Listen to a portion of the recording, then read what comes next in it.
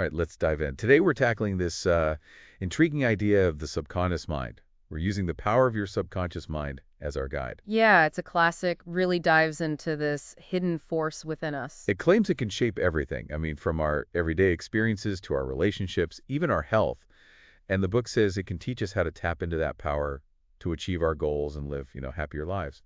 Sounds pretty good to me. And it goes beyond just talking about it, it actually gives you techniques to harness that power, so it's not just theory. Right, it gets practical, which I like. So how does it start? Like, how does it explain this whole subconscious thing? Well, right off the bat, it lays out the relationship between the conscious and subconscious minds.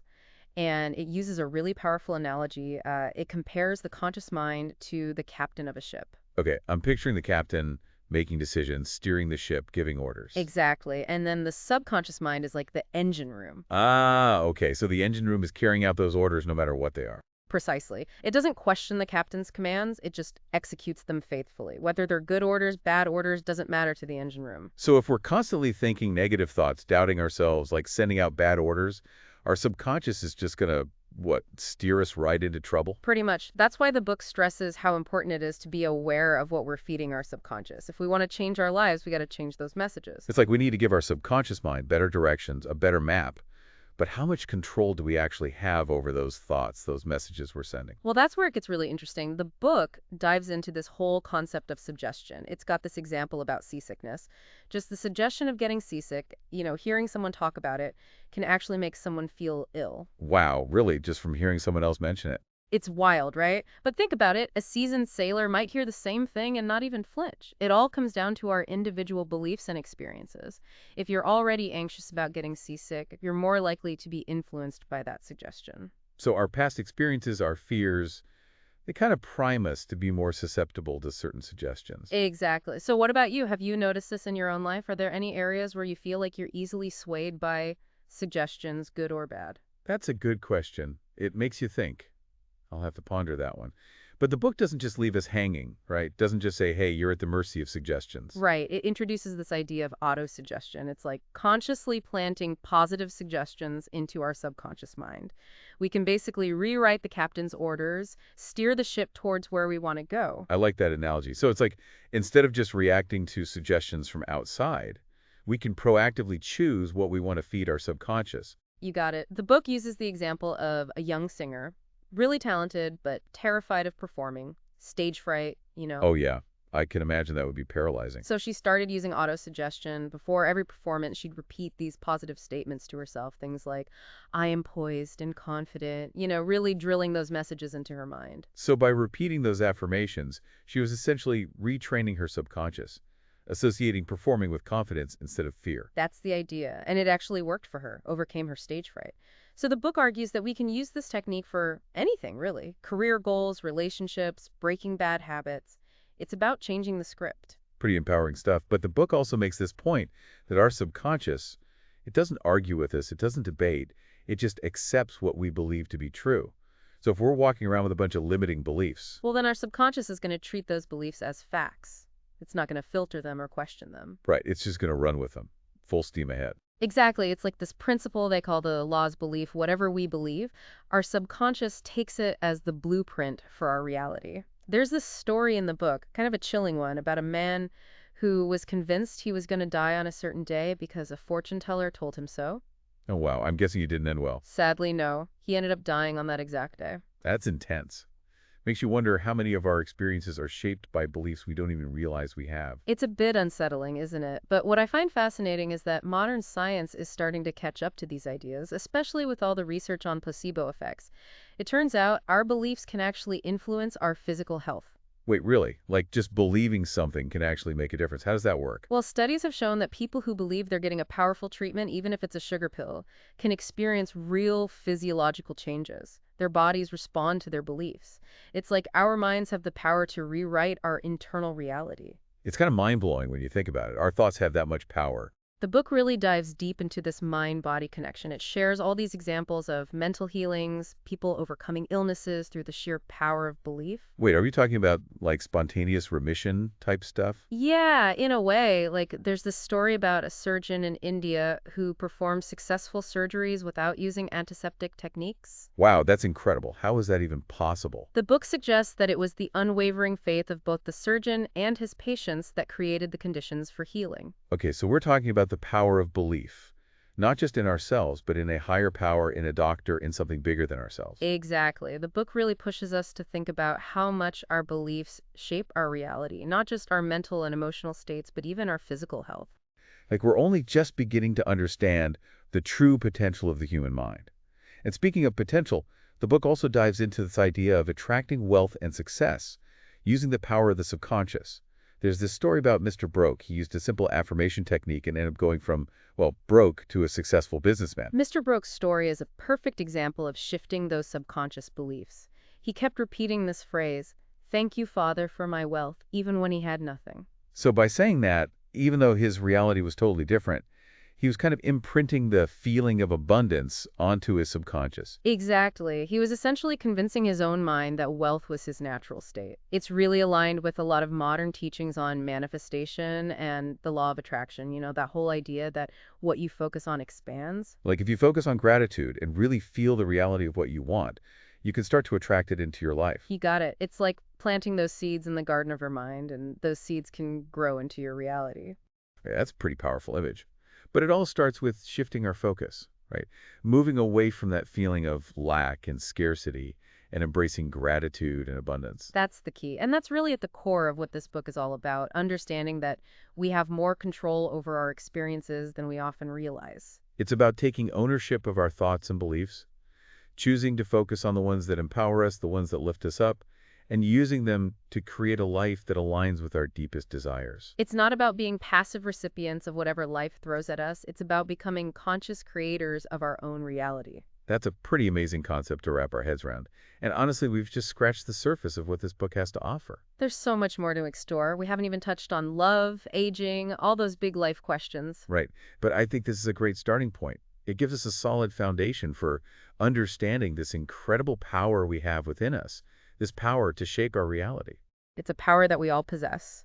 And with a little bit of awareness and effort, we can learn to harness it and create a life that truly reflects our highest potential. It's fascinating how this whole subconscious power ties into something as personal as our relationships. I mean, finding a life partner is a huge deal for a lot of people. Absolutely. And the book, The Power of Your Subconscious Mind, suggests that instead of just kind of hoping and wishing, we can actually use our minds to help attract the right person. Okay, so we're not talking about love spells or anything like that, right? No, no magic spells. It's more about being intentional. Like instead of just picturing how your ideal partner looks, really visualize their character, their values, those deeper qualities, the things that really matter for a long-term connection. So less about Prince Charming or Cinderella and more about like being super clear about what you truly want in a partner, what aligns with your values, your goals.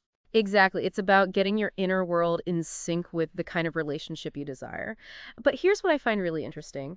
The book doesn't just stop at romantic relationships. It actually talks about the importance of having good relationships in all areas of life: work, family, even those brief interactions we have with strangers, those little moments that can make or break your day. So it's a more holistic approach, like how we connect with everyone around us, not just finding the one. But let's be real, relationships, they can be messy. There's bound to be conflict, hurt feelings, all that stuff. How does the book address that? That's where forgiveness comes in. And the book is really direct about how crucial forgiveness is for, well, pretty much everything. There's this analogy it uses, and it's pretty intense. It says that holding on to anger and resentment is like drinking poison and expecting the other person to die. Wow. Okay, that's a powerful image. You're definitely not going to forget that one. Right. It makes you rethink holding on to those negative emotions. Because in the end, they really do more harm to us than to anyone else. It's like this blockage in our energy, preventing us from feeling true peace and joy. So how do we even begin to forgive, especially when we've been really hurt by someone? Does the book offer any practical advice for that? It suggests starting with a shift in perspective. Instead of just focusing on the pain someone caused us, try to understand that, hey, they're probably doing the best they can with what they know at that moment. Choose compassion over judgment. I could see how that would be helpful, but it's definitely easier said than done, especially when you're still raw from the hurt. But what about when someone keeps hurting you? Even after you've tried to forgive them, does forgiveness just become enabling at that point? That's a really important point to bring up. And the book is really clear that forgiveness doesn't mean you condone bad behavior or let people walk all over you. It's not about being a doormat. It's more about releasing that negative emotional charge so you can move forward, with a clear mind and a sense of peace. So forgiveness is about taking care of yourself, not letting that anger and bitterness eat away at you. But it doesn't mean you have to stay in a toxic situation. Exactly. Protecting yourself, setting boundaries, all of that is still important. Forgiveness is more about your own inner healing than it is about the other person. It's recognizing that everyone makes mistakes, we're all human, and that holding on to that resentment, it just keeps you stuck in the past. It's like you're choosing to free yourself from that negativity. So powerful. Okay, we've tackled relationships and forgiveness. But there's another big one, a life stage that a lot of people approach with, well, a mix of fear and uncertainty getting older. Does the power of your subconscious mind have anything to say about aging? Absolutely. In fact, it really challenges that common idea that getting older automatically means decline and deterioration. The book presents aging as an opportunity, a chance for more wisdom, spiritual growth, new experiences. It even mentions Socrates learning to play musical instruments at 80. See, there you go. Proof that our brains don't just stop working after a certain age. Right. It really challenges that whole narrative that we have an expiration date. The book emphasizes that if we choose to, we can keep learning, keep growing, keep achieving new things throughout our lives. So maybe instead of dreading those milestone birthdays, we could look at them as like markers of experience and wisdom, a chance to redefine what it means to age gracefully and joyfully. I love that. It's about reclaiming the narrative, not letting society tell us how we're supposed to feel about getting older. This book is just full of empowering messages. Okay, but let's be honest, life isn't always sunshine and roses. We all have those moments when fear creeps in, anxieties take over. What does the book have to say about dealing with fear? It actually dives pretty deep into that. And one of the first things it points out is that fear is often rooted in our thoughts and beliefs, not necessarily in the actual situation. So it's not the thing itself that's scary, but how we think about it, how we interpret it. Yeah, exactly. And then the book gets into some practical techniques for facing those fears, for replacing that fear with courage and confidence. One of the main things it emphasizes is actually confronting your fears head on, doing the very thing you're afraid of. So it's like proving to yourself that the fear is often way worse in your head than it is in reality. But what about those times when even the thought of facing your fear, like, sends you into a panic? How do you even begin to take action then? That's where the power of the subconscious comes in. The book suggests replacing those fearful thoughts, those negative scripts running through your head, with positive affirmations and visualizations. It's about training your subconscious to focus on what you want, not on what you're afraid of. So instead of being consumed by worry, you're actively choosing to focus on something positive, something empowering. It's like rewiring your brain for courage instead of fear. Exactly. And it reminds us that we don't have to face our fears alone. We can tap into a higher power, whatever that means to you, whether it's a spiritual belief, a supportive community, even just your own inner wisdom to find that strength and guidance. So it's like recognizing that we have these inner resources, this resilience, that we might not even be aware of. And sometimes we need a little help tapping into it. Yeah, sometimes we need that extra support. And when you realize how much power you actually have over your fears, it can be so incredibly liberating. Absolutely. It's about realizing that you can't always control what happens to you, but you can control how you respond to it. And that's a powerful place to be. But let's face it, sometimes those challenges go way beyond everyday fears and anxieties. Sometimes we're battling with things like addiction, harmful habits, really deep-rooted patterns that feel impossible to break. So what does the book say about navigating those situations? It feels like we're really getting to the core of things now. It's not just about achieving our goals or like becoming more successful in this kind of superficial way. It's about something much deeper. It's about transformation, about breaking free from those ingrained patterns that are holding us back. Yeah, you hit the nail on the head there. The power of your subconscious mind is really clear about this. Like, if you're dealing with addiction, a bad habit, something you just can't seem to shake, you can't just rely on willpower alone. You have to go deeper. You have to figure out the root cause, the underlying beliefs and emotions that are fueling those behaviors. So it's less about saying, okay, I just need to try harder, and more about understanding why you're engaging in those behaviors in the first place. Exactly. It's like, why are you reaching for that extra drink? Why are you constantly checking your phone? What's the real need you're trying to fulfill? That makes a lot of sense. It's like if you don't address the root cause, you're just going to keep repeating the same patterns, right? Right. It's like putting a band-aid on a broken bone. You're not actually healing the problem. So how do you get to that root cause? How do you actually start to heal those deeper wounds? Well, the book says that's where the power of the subconscious comes in. It's about reprogramming those negative beliefs, those limiting patterns, and replacing them with something positive, something that supports you. So it's like giving your subconscious mind a whole new set of instructions, a new blueprint to work with. Exactly. It's like imagine you have this old computer program that's full of bugs and glitches. It's not working right. So what do? You rewrite the code. You install a new program that functions properly. So affirmations, visualizations, those are like the new code, the new program for your subconscious mind. That's a great way to think about it. Like the book gives this example of a person struggling with alcoholism.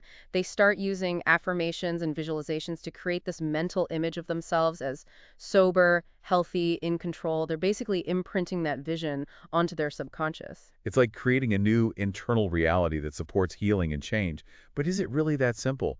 Just imagine yourself as healthy and boom, problem solved. Well, it's not magic, right? You still have to put in the work. But the book emphasizes that it's not just about the mental imagery, it's also about taking those practical steps in your everyday life, seeking support, changing your routines, developing those healthy coping mechanisms. So it's not an either or thing. It's about using both the power of the mind and taking action in the real world. Right. It's about bringing those two things together. It's like, okay, you've got this new vision for yourself, this new program running in your subconscious. Now you need to act in accordance with that vision. Your actions need to match your beliefs. It's about walking the walk, not just talking the talk. And that idea of aligning our inner and outer worlds, that seems to be a theme we keep coming back to, right? It's about making sure our actions are reflecting our deepest values and beliefs. You're absolutely right. And it's not always easy. Change is hard. But the power of your subconscious mind really emphasizes that we have the power to choose. We're not stuck. We can break free from those limiting beliefs and behaviors and create the life we truly desire. So inspiring. But, it's interesting. We started this whole deep dive talking about achieving our goals, personal success, that kind of thing. But it feels like this book is about something much bigger than that. It is. It's not just about achieving things in the material world. It's about connecting to something deeper, something more spiritual. Yeah, there's definitely a spiritual element to this whole concept. And the book talks about prayer, right? How when you pray with focused intention, with belief, you're essentially tapping into the power of the subconscious to connect to a higher power. Exactly. And it goes even further, suggesting that this connection we have to the subconscious, this ability to tap into something greater, it can be used for more than just our own personal desires. It can be used to heal others, to find solutions to problems, to make a positive impact on the world. So if enough people focus their minds, their intentions on peace, on healing, on creating a better world, it could actually make a difference. That's the idea. It's a pretty powerful thought. It's like we're all interconnected, We're all part of this vast web of consciousness. And by tapping into the power of our subconscious minds, we can tap into that collective potential, that collective energy to create something truly amazing. It's humbling, really, when you think about it. We have that much power within us. We do. And it's a responsibility too, right? To use that power wisely. Absolutely. Well, I think it's safe to say we've reached the bottom of this deep dive. What an incredible journey this has been. It really has. The Power of Your Subconscious Mind is such a rich and thought-provoking book. It's full of wisdom and practical tools that we can use to transform our lives. And before we wrap up, I want to share one final thought from the book. It's a question that really stuck with me.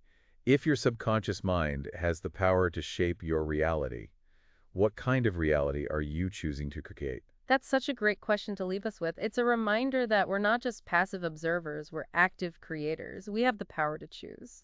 So as you go about your day, pay attention to your thoughts. Are they empowering you? Are they lifting you up? Or are they holding you back? Remember, you are the captain of your ship. You have the power to choose your course. And may your journey be filled with joy, abundance, and endless possibilities. Until next time, keep exploring, keep learning, and keep unlocking that incredible power within you.